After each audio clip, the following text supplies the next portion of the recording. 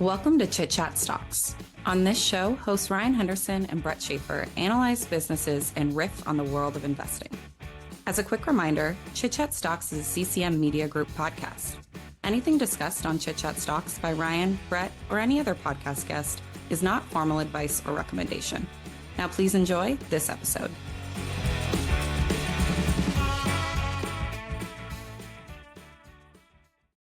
Welcome to Chit Chat Stocks, the podcast that helps you discover your next great investment. Today, we have a Super Investor research report where we are looking at George Soros, one of the most controversial figures in the investing and political world, but has one of the most impressive hedge fund track records, at least in its prime, of any investor out there. So we're going to be going through his investing life, the bets that he made, the rationale and the thinking behind those bets, and whether or not it's applicable to us as individual investors, and if there's anything we can steal or any lessons we can take away from his investment career. But before we get into his life, his investments, lessons, I want to give a quick thank you for everyone that's tuning in. If you are listening to this for the first time, please go ahead and follow our show on Spotify, Apple, or wherever you get your podcasts so you never miss an episode. And if you really enjoy us, please give us a review. It helps our podcast grow so much. So thank you if you have, and if not, feel free to do so.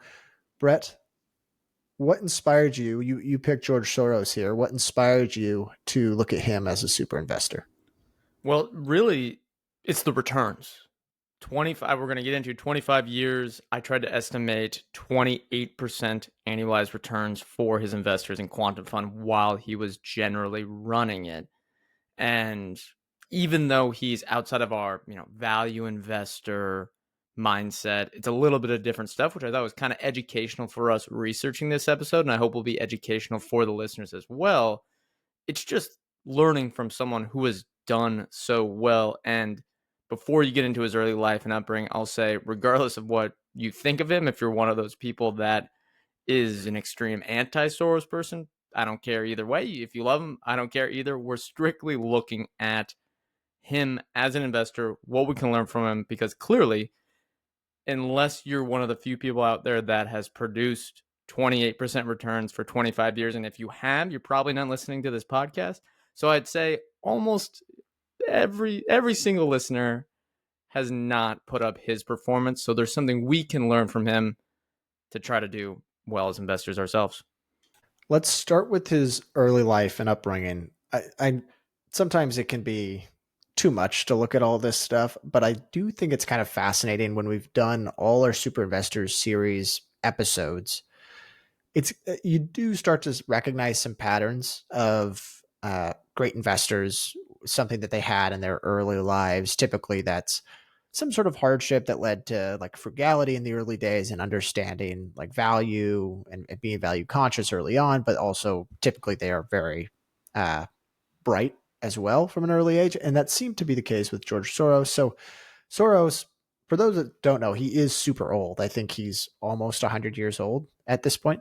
He was born into a Jewish family in Budapest, Hungary in 1930. For those that know their history, being Jewish in Hungary in the 30s and 40s was a really difficult time. His family was fortunately able to obtain false identity papers, and they survived the Nazi occupation of 1944 and 1945. And his father, apparently, from everything that I read, was actually sort of a bit of like an unsung hero in Hungary at the time, where he helped a lot of other Jewish families conceal their backgrounds and obtain false identity papers so they didn't ultimately get deported and brought to internment camps and stuff like that. So he really was sort of a hero, and George Soros saw that early on and was one of the fortunate ones to survive. Following the Second World War, though, so keep in mind, 1944, 45, he's about 15 years old. Afterwards, Soviet occupation started to turn Hungary into a communist state, which Soros says has encouraged him at the time to emigrate as soon as he could. So in 1947, at the age of 17, Soros left on his own to go to London, where he studied at the London School of Economics and worked part-time as a railway porter and as a nightclub waiter. Kind of funny there, nightclub waiter. It's not really the job you picture, I imagine, out of George Soros. But That's true. Yeah. anyway, in his book, it's called The Alchemy of Finance, and it basically is sort of our primary reading for all the content we got in this episode, as well as some other stuff also. But he describes this portion of his life as having many false starts. So early on in his studies, he wanted to be a philosopher. And if you read his book or listen to interviews of him, you can tell pretty quickly that he was very much like an academic. He, even his theory of reflexivity, which we'll talk about in a bit here, started initially by his understanding of the laws of nature and how he found that the same laws actually don't apply in economics. And like many great investors, he took issue with academia's understanding of economics, and he sort of paved his own way. But when you read his book, you'll get it right away because he uses, frankly, a lot of really big words constantly throughout the book. And it was a bit of a hard read at times, but He could have used an editor. I think this could have been a 100-page pamphlet with a few case studies at the back, but it's okay. We grind it through it so the listeners didn't have to. yeah. Anyway, he was, you can tell he kind of had that philosophy edge, and economics really wasn't, it's not like he knew from 12 years old that he wanted to be an investor like Buffett. It's very different. So, however, eventually he decided while he was studying at London School of Economics, I don't want to be a philosopher. I want to study economics. I want to understand markets and investments. And in 1954, so he is 24 years old at this point, he got a job at the London Merchant Bank, Singer and Friedlander. He initially started as a clerk, but eventually moved into the arbitrage department, where he was apparently very successful advising clients on currency arbitrage. And when you go back through his history and early life, this is probably the moment that shaped his future success the most. Obviously, having a generally strong intellect and worldview shaped by his philosophy studies is nice, but he even talks about the fact that the lessons and knowledge that he gained from his university studies actually did not apply much at all to his understanding of economics and success in investing. Like he basically had to sort of relearn, because if you apply the laws of nature to markets, it teaches you a lot of the wrong lessons. And that's basically his entire theory. He disagreed with everyone. Yeah. Yeah. Exactly. And that can make you a lot of money if you're right. If you disagree with everyone and you're correct. Yeah. And he really didn't start taking these, from what I could tell, he didn't start like placing huge bets on variant views until kind of later in his career when he was managing his own money. For the most part, he was just a successful currency trader at these firms, which didn't really take that much talent. I'll explain why in a second. But anyways, a couple of years into the job, a colleague of his had a father that ran a brokerage house in New York and recommended to George Soros that he should apply. So in 1956, Soros left for New York, and he continued working as an arbitrage trader, only this time he was specializing in European stocks. Once again, very successful in this role, but I would personally argue that it didn't really take a ton of like unique insight to capitalize on these mispricings, because it was basically just, if unless I'm misunderstanding, it was mispricings based on the countries that you're in. So if you have the resource, and if you're talking about European stocks, if you have the right resources and the right connections across the Atlantic, you can probably make money in that field.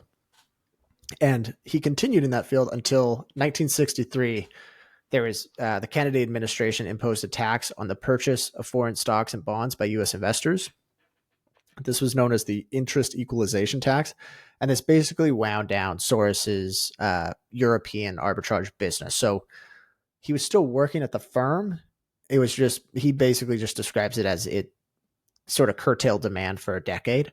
And while he was at the firm gave him $100,000 to start a fund of his own, just implement his own trading strategies. So I'm sure he was doing more on the side and on his own prior to this, but that was 1966.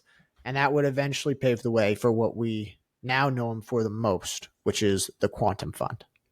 And let me take it over with the quantum fund. They started it in 1968. I should say, just really Soros started it in 1968 with $4 million of investor money.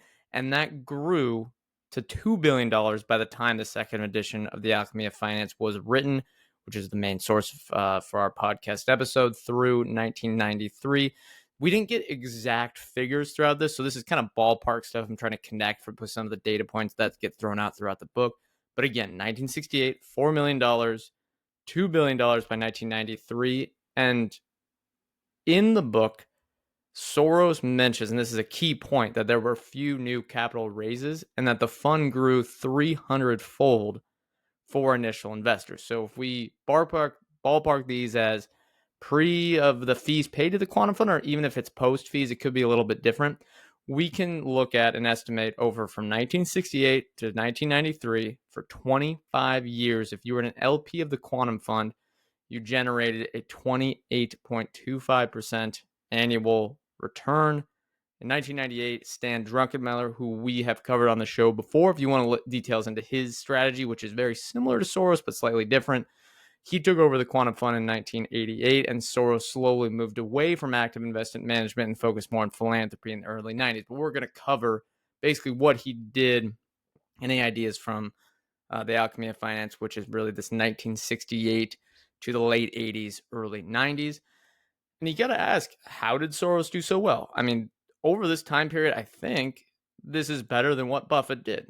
More, the greatest investor ever. Now, Buffett's done it for a longer time period. And if you look at Soros, it matches what his partner Stan Druckenmiller produced at Duquesne Asset Management, about 30% for 30 years, generally about the same. There are very few professional investors that come close to these return levels. I think if Ryan and I looked at each other, we said we could do 15% for 25 years, we would go, all right, I sign up for that tomorrow. So these are very good returns that put you in the 99.999 percentile. And similar to Druckenmiller's style, which you can hear again on the podcast we talked about on him last year, it really comes down to, and we'll get into some of the details here, but having a flexible, what they call matrix of investing tools. Soros will go long or short, stocks, bonds, currencies, commodities, options, you name it. There's going to be some case studies we look at, but they'll look at anything. It's not like he goes, okay, I'm only going to be small cap value, or I'm only going to be a commodities guy, or I'm only going to be a bond guy. He's looking at anything, anywhere he can find value.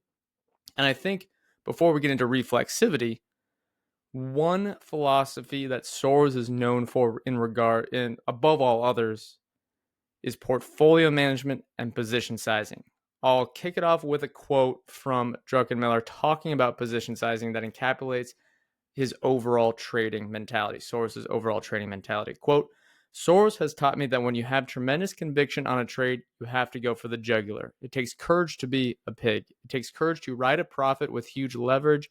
As far as Soros is concerned, when you're right on something, you can't own enough. Although I was not at Soros management at the time, I've heard that prior to the Plaza Accord meeting in the fall of 1985, other traders in the office had been piggybacking George and hence were long the yen going into the meeting. When the yen opened 800 points higher on Monday morning, these traders couldn't believe the size of their gains and anxiously started taking profits. Supposedly, George came bolting out the door, directing the other traders to stop selling the yen, telling them that he would assume their position. While these other traders were congratulating themselves for having taken the biggest profit in their lives, Soros was looking at the big picture. The government had just told him that the dollar was going to go down for the next year, so why shouldn't he be a pig and buy more yen? All right, there's other parts to that quote, but I think that encapsulates a lot of his thinking. A lot of people look at, oh, well, you can't go broke taking a profit. This actually, I think, relates, we'll talk about this throughout the episode, a little bit to what we just talked to an interview with David Gardner, where you have to look at your opportunity cost across all these situations. You have to look at, okay, well, even if we're talking stock investing, even if Netflix has been a huge winner for me, it's now 20, 30% of my portfolio. Do I think it's going to be fine over the long term? Am I going to be giving up too much by trimming this down, even if it's slightly overvalued today? And with Soros here, he said, look, this was in the Plaza Accord. We're not going to go into the exact details there, but essentially the government had a mandate that they're going to devalue the dollar. It was probably 100% going to happen. So we thought this is a high conviction trade. Why wouldn't I size this up even further once we got that information confirmed? Now, I'll toss it back over to you, Ryan, with a discussion question. What do you think as a whole were the characteristics of Soros that allowed him to excel? Was it natural intellect, flexible thinking, contrarianism, or is it kind of you add in this I have nothing to lose mentality as basically a refugee of the Nazis and the Soviet Union? Before we move on, we want to talk about our friends at Interactive Brokers. Interactive Brokers is our favorite brokerage platform. They make it easy to buy stocks, ETFs, options, futures, currencies, bonds, and more, all from a single unified platform. And Interactive Brokers allows you to maximize your returns by minimizing your costs. They offer zero commissions on US stocks and low commissions on international securities. They aren't cutting corners either. Interactive Brokers' one-of-a-kind smart routing technology gets you the lowest price possible in 36 countries and 28 different currencies. Interactive Brokers is our home for stock trading, and we wouldn't go anywhere else. If you're getting serious about investing, it's time to upgrade to a broker that you can trust. Head on over to ibkr.com. Restrictions apply. Interactive Brokers is a member of SIPC. I do think there's definitely an element of the I've got nothing to lose, I've had it worse type of like mentality. The last part of your quote here I think is important. This is Druckenmiller talking. He says, Soros is also the best loss taker I've ever seen.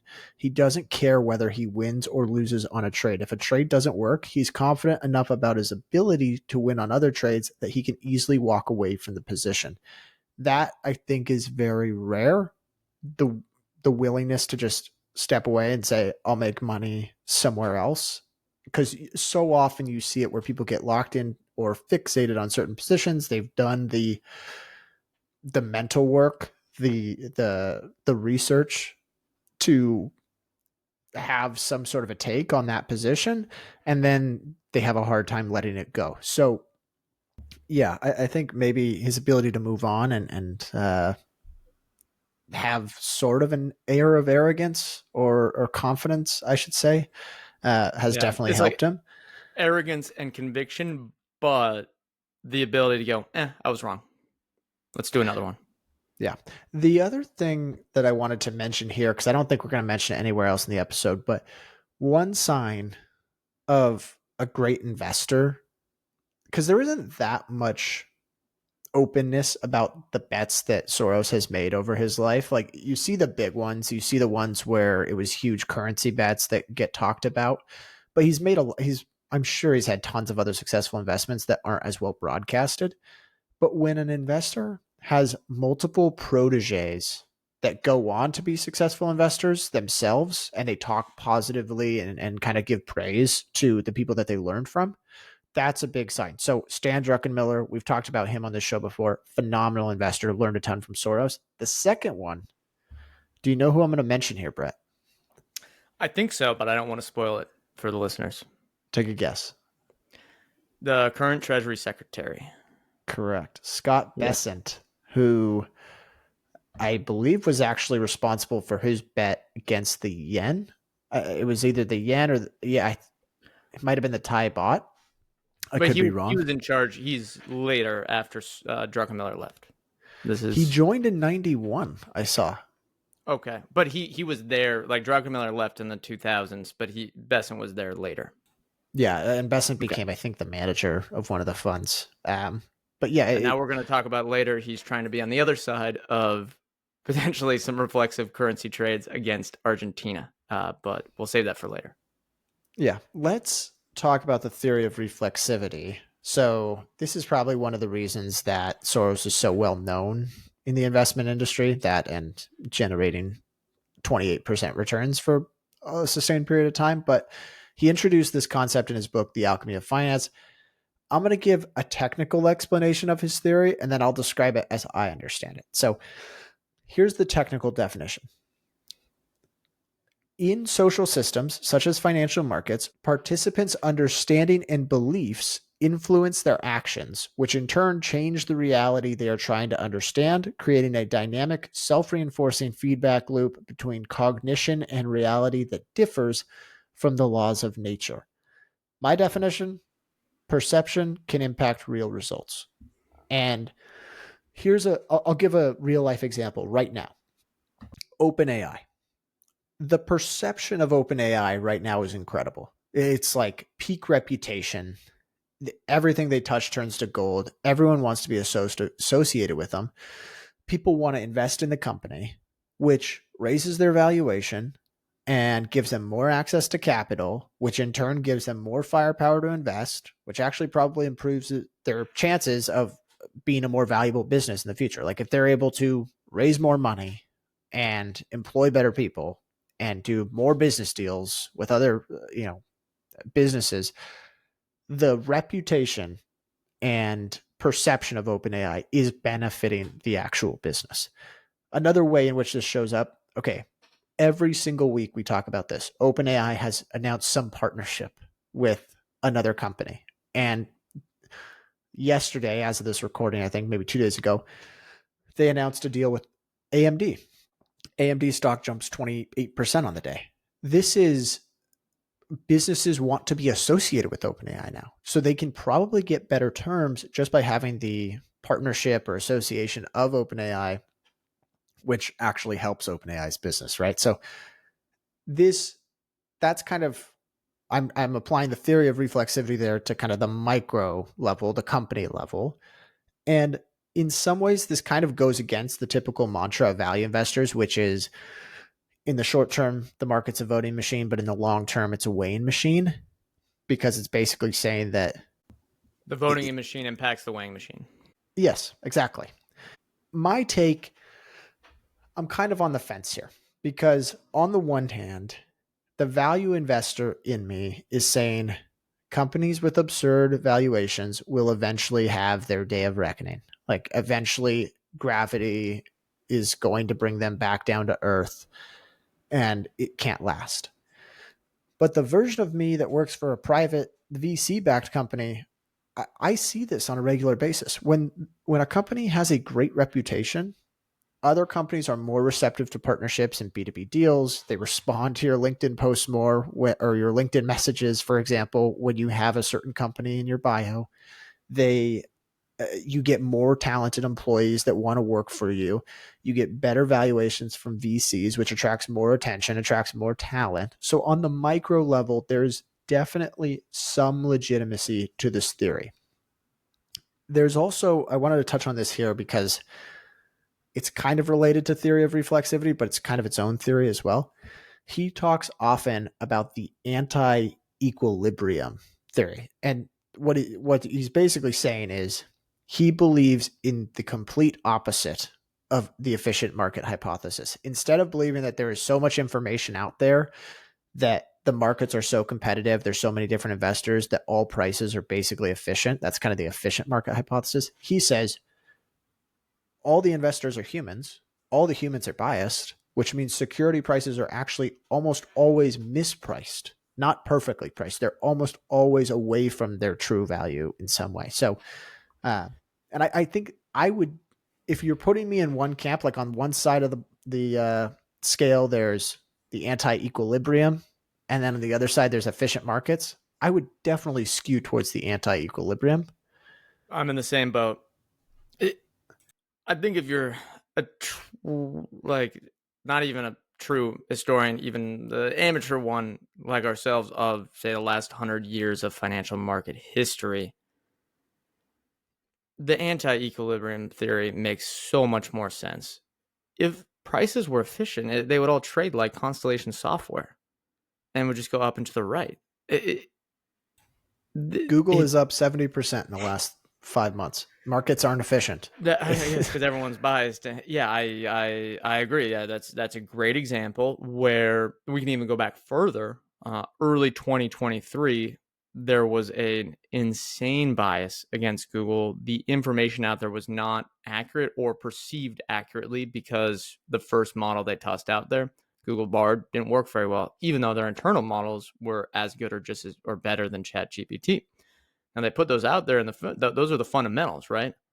But the perception was the complete wrong thing. And now we look back today, Alphabet was completely mispriced. And this isn't a show on the efficient market hypothesis, but I still can't believe that's a real thing. Because you can look at a Soros, a Buffett, a Druckenmiller, a Greenblatt, a Li Lu, they shouldn't be possible. Those are the quote unquote Six Sigma events that shouldn't happen. And they happen over and over and over again. And there's probably 10 times as many individual investors who aren't famous that we don't know their returns because they're rich and they don't need to go on TV. Yeah. What are your thoughts on the theory of reflexivity? Do you have anything else to add to what I had? So let me add on that I agree with Soros that this is a common phenomenon in financial markets and beyond. To try to connect it with the listeners, because it's something that is hard to think through. It's very qualitative. He's kind of going through as like a professor with all this stuff. Look, people are biased and it can influence the outcome of the events, even if the quote unquote fundamentals say otherwise at the current moment. You know, this is backward looking stuff. You can look at history, politics, sports, business, you name it. I think sports can be a great analogy to help connect the listeners here. Everyone says Pele is the GOAT in soccer. You know, maybe they do, maybe they don't. I'm just saying in this example, they do. Therefore, everyone else believes that, and it is true, even if a decent percentage of the population may come to a different conclusion if they did not know what the prevailing bias was. They were coming fresh to the situation. They didn't know everyone else's opinions. And I think another adjacent phenomenon related to reflexivity that can be helpful in financial markets is what it's this kind of a growing topic of some kind of pop psychology that people might be interested in. It's mimetic desire. I believe that can be helpful when doing also your fundamental analysis and looking at prevailing biases in financial markets from other investors. The definition is, quote, all human desire imitates the desire of others, almost always without awareness. The term mimetic indicates that this imitation is not conscious. Mimetic desire frees us from acting merely out of the appetite or instinct and makes friendships and other kinds of human flourishing possible, but it also can lead to violence, blah, blah, blah, blah, blah. Long story short, we humans unconsciously desire to be like other people we see. I think this is similar to what happens within a reflexive situation where everyone says the future is AI, so therefore the future is AI. It's self-fulfilling. And that's why I think a lot of the science fiction stuff turns into science fact, because that's what we see and consume, and people then end up creating it, are inspired by what science fiction writers do. It's also why I think people investing in a stock because Sydney Sweeney's an advertiser is not that, it's not dumb. Like, I wouldn't say that's irrational. I think it can be boiled down to perception can impact reality. It can impact the future. Palantir is probably a good example if we're going back to the company level. Like they have in every aspect an absurd valuation, but they've probably done more deals and they've probably closed more customers because people have heard about them and they think there's like it lends credibility to them as a business because they have such an absurd valuation and people think so highly of them. Yes, and I think this is a good time to add on that Soros was not necessarily looking for riding reflexivity. He's looking for timing the shifts in reflexivity or equilibrium. When a trend either starts or reverses, which I guess is technically the same thing, this can be an opportunity to make huge profits in a short time period. So he wouldn't necessarily, and we'll talk about some of his case studies on stocks, he wouldn't actually necessarily have to go long Palantir. He might actually look for a catalyst to go short, and then it can go reflexive in the other direction because reflexivity can go negative. And when this shifts, there's again the opportunity to make 2, 3, 4, 5 times your money within a very short time period. And this is why he says, if you are early to see a bubble forming, invest in it. Don't shy away from it. That's a paraphrase, but that's essentially what the quote means. You can take that for investing in bubbles or if a bubble pops. Now, so let's talk about how he made money, because true. Some examples. He, like you said, when the bubbles pop, not only can you make money, but you can make money much faster. And he did that on a number of occasions. Why don't you go through kind of the most famous example, unless you've got any other topics, which is him, what everyone refers to as breaking the Bank of England. Yeah, my discussion question was around examples around reflexivity in the 21st century, but I think we've already covered that. Let's go into the British pound. Any student of market history like ourselves has heard of this famous bet from George Soros and Stan Druckenmiller. Druckenmiller did find the idea, but they did it together. I think, as Druckenmiller says, I found it. Soros sized it correctly because it was 100% guaranteed to work. and it was to short the British pound in 1992. But if you're also like us, you can get crisscrossed on over how these currency trades actually work. Because if you come from the stock investing crowd, you may feel dumb asking the question, how exactly do you go long or short currency? And let me try to explain it as simply as possible. Foreign currency trades are done in pairs, meaning you simultaneously buy one currency and sell another. If you buy US dollars and sell Mexican pesos and the dollar appreciates versus the peso, you earn a profit when not just converting back to pesos. I actually wrote that down wrong. When you end the trade. If it's different, again, if you have like your base currency versus two currencies that is not your local currency. If you're in the euro, and you have something US dollar, Japanese yen, that's completely different than if you just have, euros already and then just put money into yen. Now, currency exchange rates are determined by the supply and demand of currencies.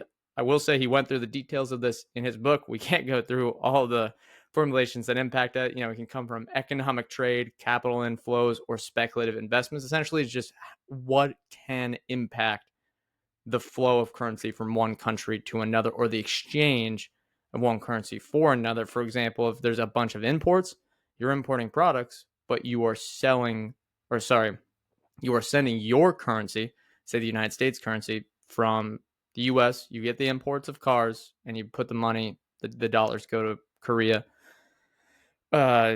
Japan, China, what have you, and they get converted, there to the local currency.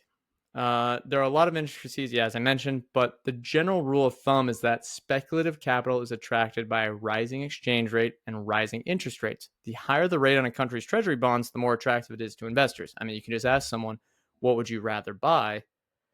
I guess this has changed recently, but would you rather buy the Japanese bonds at 0% or the US Treasury bonds at 4%? I think the answer is obvious. Unsurprisingly, though, Soros sees reflexivity as a key driver of the currency market. It's not just that high interest rates and a positive exchange rate drive demand for a currency, but the expectations of high interest rates and a rising exchange rate that can reinforce on itself. I think this seems rather straightforward for currency markets. Essentially, your branding matters. If all players are biased extremely negatively, for example, Turkey, Argentina, the fundamentals can be self-reinforcing if just a small slip-up occurs, if they don't trust you. Now, the opposite happened in the United States, where people go, the deficit, the trade imbalance, the currency should start depreciating, blah, blah, blah, blah, blah. But it hasn't, because that reputation has been stellar for so long. And that brings us to the British pound. Just for historical context, to go quickly through this, in 1973, currencies began freely floating with the ending of the Bretton Woods Agreement. This happened after the start of the quant fund. I think should not be discounted, because investors were just building out this whole market. I think there was probably a lot of inefficiencies. People didn't know what they were doing. And if you were smart and can kind of develop strategies here, there were opportunities, especially during the 70s, 80s, and early 90s. And this allowed the quantum fund to take a big advantage of it. Now, in 1979, Europe adopted a European exchange rate mechanism to stabilize currency exchange rates. For example, we're talking about here the British pound and the German mark. If an exchange rate got to an upper or lower part of a stated band, the central bank was required to intervene and stabilize the set exchange rate. And this was kind of a bridge period before the full euro adoption. In 1990, Britain joined the ERM, the European Exchange Rate Mechanism. However, they did this at looking back with hindsight, a dumb high exchange rate of 2.95 British pounds to German marks. It should have been lower. It made exporting out of Britain expensive. Like Britain's economy, they had higher inflation than Germany. Reunification in Germany caused higher inflation in Germany and then higher interest rates, which caused, again, Britain to react and maintain a strong exchange rate by increasing their own interest rates. And that... You're confusing me a bit here, Brett. So okay. Let me try to pull that back. Essentially, Germany's economy was doing better than Britain's. Britain had high inflation, but then Germany had reunification from East and West Germany. And that brought some high inflation in Germany for a small time period, which caused Britain to react because, again, they needed to maintain the peg. So they had to raise their interest rates, and they brought their interest rates into the teens.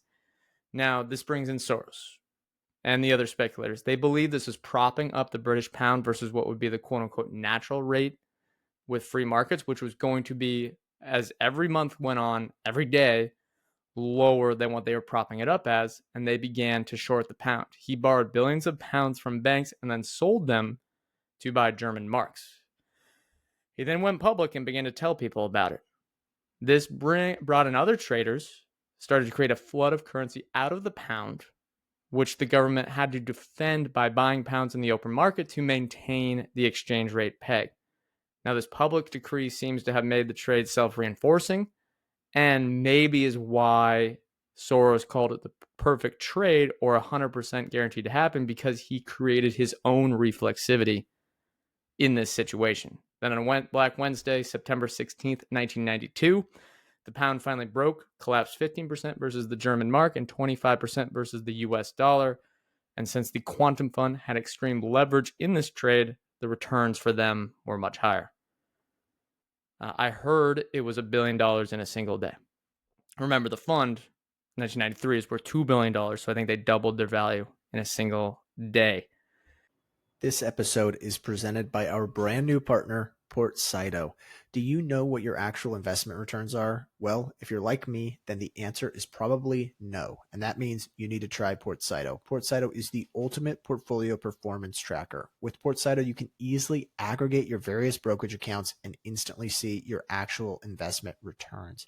That includes all your investments too, stocks, ETFs, even crypto, if that's your thing. You no longer have to guess what your returns are. With Portsido, you can find out in minutes whether or not you are actually beating the market, and that includes a dividend tracking dashboard and even tracking of short positions. I have been looking for a tool like this for a long time because I was sick and tired of tracking it manually, and Portsido has finally built it. If you want to find out what your real returns are, check out Portsido. The link will be in our show notes. Any confusion, thoughts, anything here, Ryan? It's hard to go through audibly, but yeah, the mechanics of a big currency devaluing is always tough, a little tough to talk through because there's typically a ton of moving parts. So, and the lead up to it is what creates it, and usually there's so much that goes into the lead up that it's sometimes hard to explain. But yeah, they were extremely confident in this bet, and they sized it up accordingly. And I'm trying to find the quote here because I remember Soros at one point, I think I'm just gonna have to paraphrase. So Druckenmiller came across this. If I'm not mistaken, he was the one that first came across this and presented it to Soros. Yes. And Druckenmiller was like, okay, I'm going to bet on it. And he put this kind of tiny position together. And Soros was like, I wish I had the exact quote, but it was like, are you kidding me? What you've just presented to me is a bulletproof investment, and you want to bet 5% of the fund? No. He sized it up in a huge way. And Soros, this is going back to the position sizing, where he's like, if you are this confident in a bet, you should size it accordingly. And think about it, they can't lose because it's not going to go higher. There's an upper band. Right. And so, yeah, he made 50% in a day or so for his fund because of the position sizing. 100%. Wow. I think if the fund size was $2 billion in 1993 and they said the profits were $1 billion, so that's a $1 billion to add $1 billion, that's 100%. Pretty good.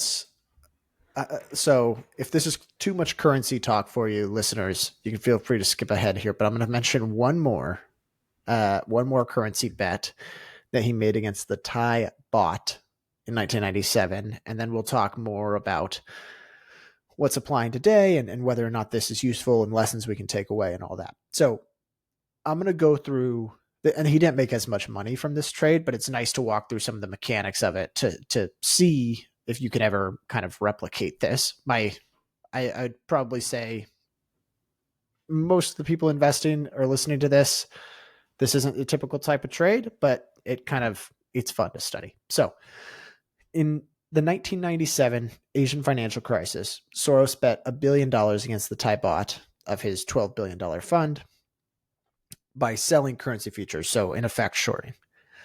I'll mention what happened technically, and then we can go back through what Soros saw leading up to this. But big shout out to Valdosta State University. I've never actually heard of this university, but they had a phenomenal report on everything that he saw. So here's a snippet from the report. He says, George Soros took out forward contracts to exchange baht into dollars at the rate of 26 baht per dollar in January of 1998. Soros advertised Thailand's problems and sold all of his baht. Thailand defended the baht by buying up the surplus. When Thailand started to run out of dollars, the baht was floated on July 2nd, 1997. I'll explain what that means, floated, here in a second.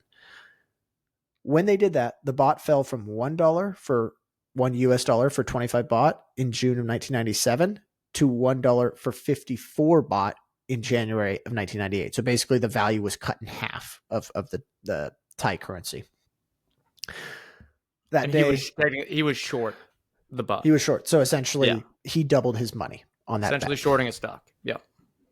What led up to this? So prior to the crisis from 1985 to 1996, Thailand was one of the fastest growing countries in the world. They had a fixed exchange rate below equilibrium that resulted in the accumulation of foreign reserves. So I know that's all a lot, but basically just remember that this was not what you typically see today, where it's like how much is 20 pesos worth in US dollars, and when you look that up, that's a floating exchange rate. It's changing every day.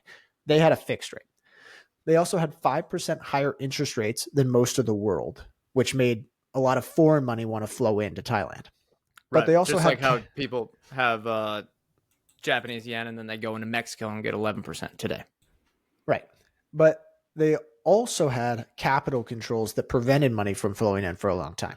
So their solution was to set up the Bangkok International Banking Facility, BIBF, with the goal of attracting a large amount of money from the US, Europe, and Japan that would then be loaned to Thailand's neighbors. The money did flow in, but it didn't want to flow out of Thailand because Thai interest rates were so high. So they got the money from foreign investors, but they weren't able to deploy it to Thailand's neighbors. So they had all this money, but not enough productive assets in reality to put the money into, which led to this major oversupply of goods. So if you have tons of money, you start building. And this led to a whole bunch of excess supply. So according to this report, and the excess supply typically leads to a speculative bubble as well. So according to the report, they had 150% excess supply relative to the market demand of iron. They had 192% excess supply relative to market demand of automobiles, 200% in Bangkok housing, 195% in petrochemicals, 300% in private hospitals. All of this is to say that basically they were oversupplied. In the words of this report, and I thought this sentence was perfect, and it probably explains why nations have currency issues to begin with. It says, when more is built than can be sold, borrowers default on their bank loans. That's what happened in this case. And the flood of defaults meant that Thailand needed money. So here's what happened. And this is all precursor to basically the catalyst. As I mentioned earlier, the baht was floated on July 2nd, 1997. So it went from a fixed currency exchange rate, like I talked about, to a floating one. And essentially the market repriced it. And over the, whatever it was, 4 months, the Thai baht got cut in half, which meant Soros doubled his money. Seems like he just profits on economists being not smart. Yeah, probably. Yeah. And there's probably Honestly. some level of maybe greed, not from Soros, but probably from Soros, but from the countries. Things are They going don't want to well. go through a year of tough times. Right. And they don't want to be the one that causes the crisis. And so now they can point fingers and say it was the guy who was vocal about shorting our currency, but in reality they would have had to come to terms with this eventually. So let's talk about real world scenarios today. He made a ton of money from this, but I think it's kind of interesting with what's going on in Argentina now. So maybe you can go through that case study. Yeah, we got kind of lucky researching this. There's a bit of a currency crisis ongoing there. We don't know what's going to happen. This is on October 7th, 2025 that we're recording this. So if anything happens after this, which I guess we're releasing this the day after, but just know that if like the country collapsed or something like that, we didn't know at this time. They are having currency issues. Here's a current byline in the Wall Street Journal. The country's central bank no longer prints money to finance deficits, but a run on the currency could still cause prices to surge. I think astute listeners will note the importance not only of the fundamentals here, but the financial paper of record that is getting a lot of influential people reading it, talking about Argentina's financial troubles and having, if you're one of the economy people or the politicians in Argentina, and you see the quote, run on the currency in newspapers, you just don't want that whatsoever, because that is when the reflexivity can kick in. And here's another quote. Let's see. The odds didn't look good. Previous presidents had failed to address one of inflation's root causes, government deficits. Without access to capital markets, Argentina often turned to the central bank to finance its deficits by printing money. Efforts to rein in spending were stymied by resistance in Congress and by the public. Now, we all know Javier Milei has broke that cycle and is trying to continue to break that cycle, but it is difficult. And Argentina has historically run a peg, which I think should sound familiar. Quote, long after other countries allowed their currencies to float relatively freely, Argentina persists with a peg for fear devaluation will rapidly feed through to import prices and inflation. Now, they've kind of gone to a staggered peg where they're going to slowly devalue it with kind of decreasing that band to try and maybe move on to a free floating, because it is kind of the big last leap they need to make, I would think, to become a sustainable economy and get out of that kind of socialist Peronius stuff.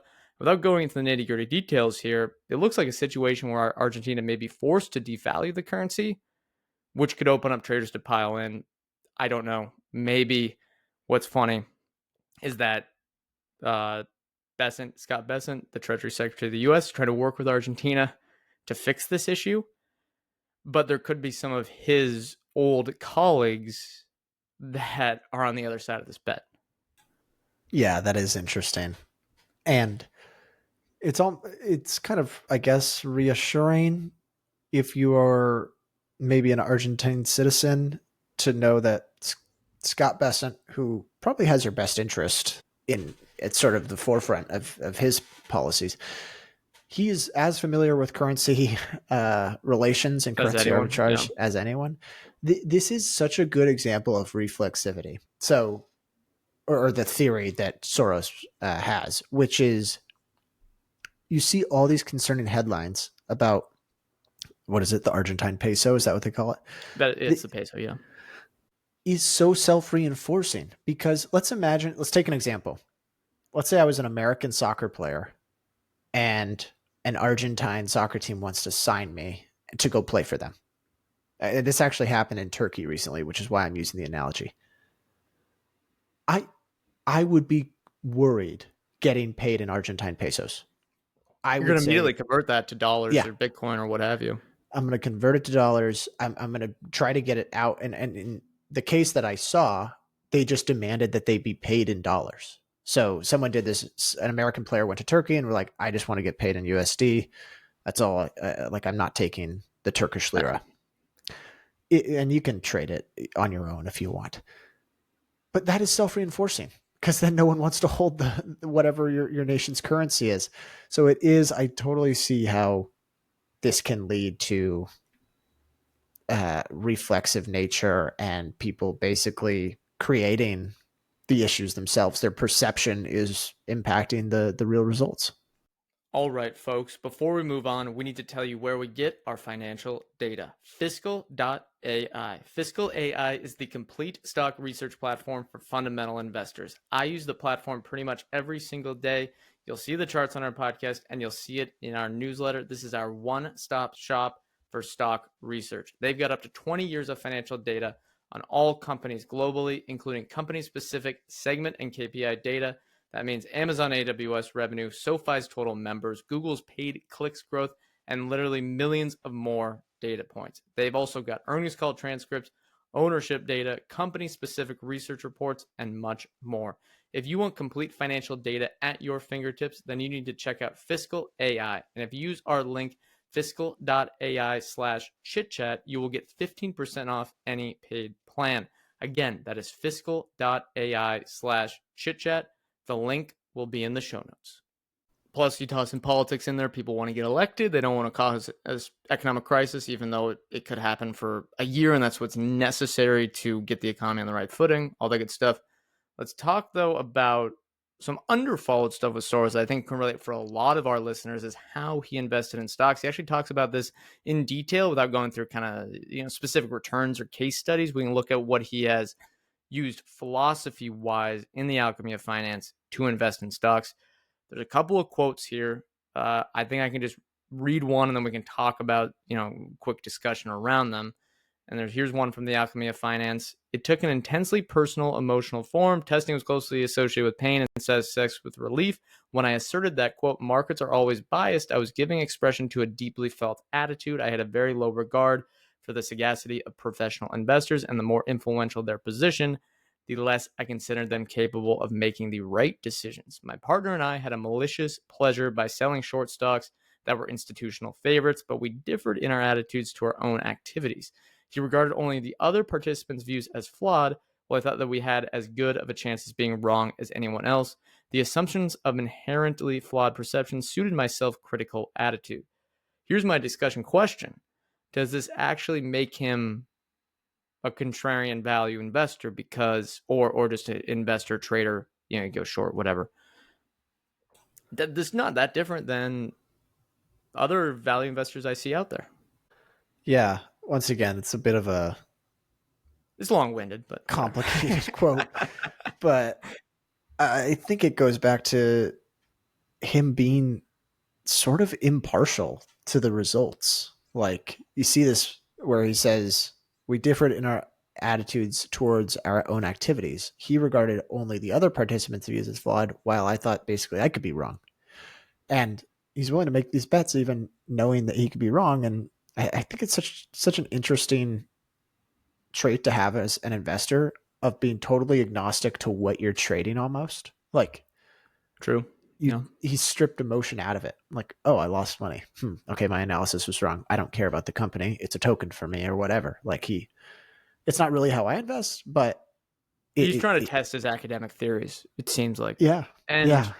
What's interesting, again, I don't think it's that different than value investors looking for low downside, high upside situations. Here's another quote on technology stocks climbing the wall of worry.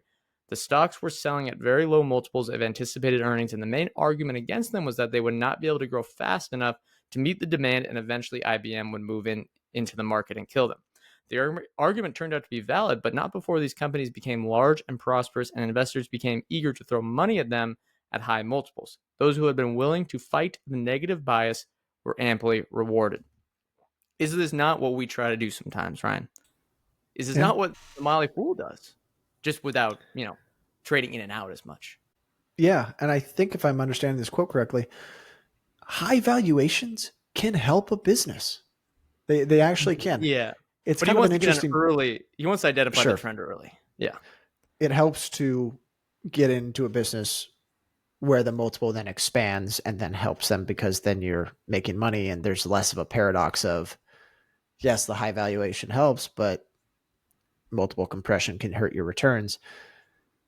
Amazon's kind of a good example of that. I mean, I think Bezos would have been successful no matter what, but the access to capital during the dot-com bubble. If they didn't raise money in 99, they might have gone bankrupt. I think it was 99. Might have been 2000. Yeah, the dot-com bubble was the perfect time for them to be successful. And that actually leads into, at some point, we should discuss Bezos' speech that he did recently, because he talks about that a little bit. But that's a topic for another time. What does Soros Asset Management invest in today? Yeah, we wanted to look at this. We do this every time. It's not that helpful on this one. I'll say there is just really easy to do this, because on Fiscal AI, which use our link in the show note, check them out. They have a Super Investors page with all big 13Fs that are updated regularly, and you can look at that plus the history, which I think is quite useful. It's now the Soros family office, which is just called Soros Asset Management, and it's just internal family money, I think. And it's not run by Soros or Druckenmiller or even Besant. I'm not sure who runs it, and it just seems highly diversified. But I thought there were some interesting holdings, even if they were small in the grand scheme of things, of the 13F, and that were Spotify, Interactive Brokers, Rivian, Dropbox, and others that maybe listeners can kind of notice we've talked about from time to time. You could see Rivian being maybe a reflexive one, because if they got some momentum, they could raise some money. That's one that could end up being there, but I'm not sure if they're even investing in a reflexive nature or if they're just trying to be kind of a pension fund for the philanthropy stuff. Yeah, this is one of those 13Fs that's got very little signal, in my opinion, because if I'm not mistaken, it's basically a fund of funds now. So each fund Yeah, kind of has a and different. it's the opposite of Cantasaria, which those are quite useful. Let's talk lessons from Soros. This is, you and I are not really big macro investors. I don't think that'll No, change over time. We focus primarily on owning individual businesses. really, But the only thing is investing in some international stocks. And part of the thesis sometimes, I think, is we look at maybe the currency is undervalued or overvalued, but we like to have that just be a little extra juice on top if the fundamentals work out. Would you describe that fairly? yeah, honestly, studying Soros has given me less confidence in my ability to analyze countries. Like, Yeah, sure. It's complicated. it's so complicated, and you think like, okay, I'm optimistic about Mexico. I think they'll be more productive and they'll have higher income per consumer over time. But gauging where sentiment's at and like Thailand had a very prosperous period prior to uh, basically being cut in half on the currency, which put them into a bubble and then sort of a recession. I worry so much that it's like, am I just seeing the good times right now, and that's why I think things will be better for Mexico? It's put my mind in a pretzel a bit, because it's like, am I? Is this the reflexive period where it's like a self-reinforcing feedback loop prior to? Nah, I don't think you can look at it. It's not black and white situations. Each country has case by case stuff. Politics matter. That all stuff matter. You have to, I guess, keep up with things, which you have to do with a company either way, and politics and whatever the economic model of the country matters for the underlying businesses. So again, he was probably perfect for this because he came from philosophy, came from studying economics. So he put that all together to build these theories for macroeconomic trading. Is it a lot harder than what we do, which is hopefully buy some quality stocks that are trading at reasonable prices and don't worry about them too much? Yes. But I don't know if it's impossible. It can just be more stressful for individuals. Yeah, the other thing I guess I did take away from this that's like very specific is, if a country has a floating exchange rate, that's a positive, because it's more likely that Yeah. recent news is priced in. Whereas if you have a fixed exchange rate, yeah, that can become a huge catalyst for a decline, and you're just more at risk. I imagine, and I haven't looked at this, but I imagine most countries have floating exchange rates at this point, other than Argentina as an China. example. I'm not an expert on the China exchange rate, but I believe they keep it within a band. But they could be powerful enough. That could be a whole episode in and of itself, is the China foreign exchange. Any other lessons before I hit mine? I'm not a macro investor, and this probably discouraged me from becoming one even more so. But it gave me a lot of respect for Soros to study this, because regardless of what you think of him, and there are a lot of strong opinions on him out there, if you read his work, you will find out very quickly that he is a bright individual, and he is pretty sharp intellectually. Well, maybe not anymore. He's like 100 years old, but he was sharp. I guess another lesson is to reiterate currency risk matters and can impact you in a big way. So don't discount that when looking at individual stocks outside of your home market. I have one main lesson. It is to not be afraid of being late on a bet. I think an example for us, in 2023, we were in the middle of covering the rapidly booming AI theme. We had been pitched NVIDIA numerous times. We knew what the company was. I think both of us, speaking for both of us here, felt it was, quote, overvalued. I was afraid to invest in it because of the risk of developing into a bubble. But today, NVIDIA is at 5x or 10x from different points in 2023, which we saw. We knew it had a great management team. We knew it had a competitive advantage, and we just didn't act on it because of being afraid to something turning into a bubble. Now, we might look back 10 years from now and say that NVIDIA is in a bubble today, but it was much easier to see in early 2023 that it was potentially forming a bubble, not to mention that Druckenmiller himself invested in NVIDIA, made his largest position. We could see that in his 13F. I think the takeaway for investing in stocks is don't be afraid of investing in a thematic stock if you believe there's a good management team, competitive advantage, and there might be a self-reinforcing economic trend that is taking hold, such as the AI revolution. Thoughts on that, Ryan? No, I think you're right. And yeah, it's, I wish I could go tap 2023 me on the shoulder and be like, don't discard this. Don't overthink it. It's a wave starting. We were there. It's not like we've done bad, but it's a good lesson, I think. Maybe some missed opportunities there. Well, I think that's going to do it. Thank you to everyone for tuning in. We try to study one great investor pretty much once a month. So if there's anyone that you want us to look at, any particular individuals or investors that have a great track record, just let us know and we can study them. But that's going to do it. Next up, Chris Hone as a little tease. Chris Hone, TCI, right? Is that the sure. I actually don't know name of the anything fund? about him, so I'm fascinated to learn. Okay. Well, that's going to do it for this one. Thank you, everyone, for tuning in. We want to remind listeners that Brett and I are not financial advisors. Anything we say or discuss here on Chit Chat Stocks is not formal advice or recommendation. We may buy, sell, or hold any of the securities discussed in this podcast, so please do your own work. Thank you again for tuning in, and we'll see you next time.